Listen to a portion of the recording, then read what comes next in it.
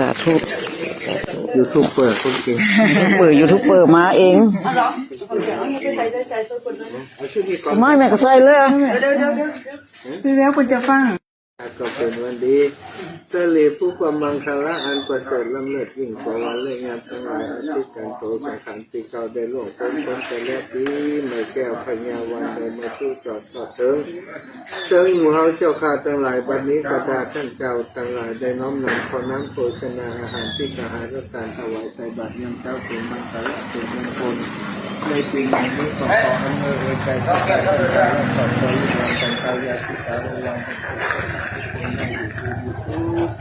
จะให้ขอพันมาชนะขอพันในจะเดินทางไปขอให้ปลอดภัยในทุกเป็นทางการศึกษาเป็นการวิทยาศึกษาในวันจะทำในเรื่องจะศึกษาเป็น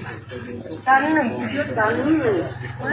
การหนึ่งความเยอะน้ำจัดเลยจากทุกคนเลยถูกทุกคนที่ไม่มีปัญหาพระพิวาทนาเกลิสานิจังวิชาใจโนชัตตาโรธรรมาวุตันติอายุวันโนสุขังภะลังสาธุนี่จะดีมีสุขซื้อแล้วก็เป็นงบเป็นอะไรใจเดียว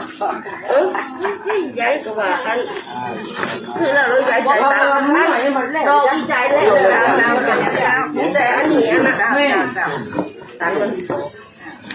เลยตัวว่าสีพิงอันใดผูนี่แล้วก็ทำสีแดงงามนี่เลย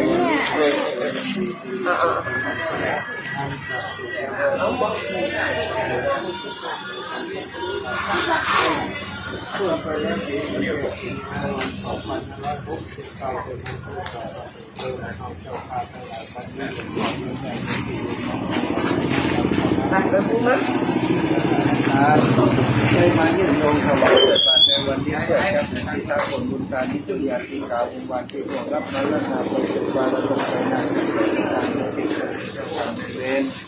เทวบุตรเทวดาทุกคนองค์ตลอดถึงสัตว์วิถีทุกคนองค์ประกอบให้ได้มารับพระอิศวรผลบุญที่โยมเราโยมแม่โยมพี่โยมน้องสัตว์ความเป็นวันนี้ขอให้ท่านเจ้าทั้งหลายได้เป็นสัตว์ที่อยากเป็นสัตว์ที่ทุกข์ที่ได้ทุกข์ที่เป็นแล้วที่ได้เรียนรู้ที่ราคาที่ดีที่ทุกกำลังและทุกประการทั้งหลาย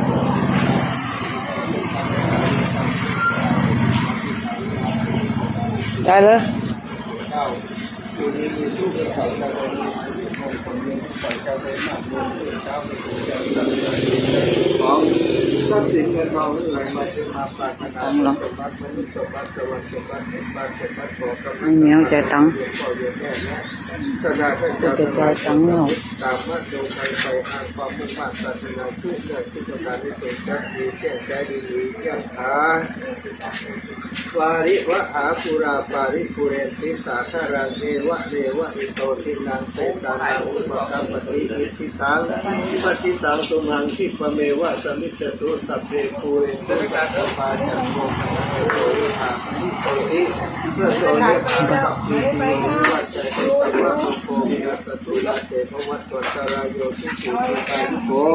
ภวะอภิวาทนาสีลิสานิจังวุฒาปัจจายโนสัตตาโรธรรมาวะปันติสาธุสาธุ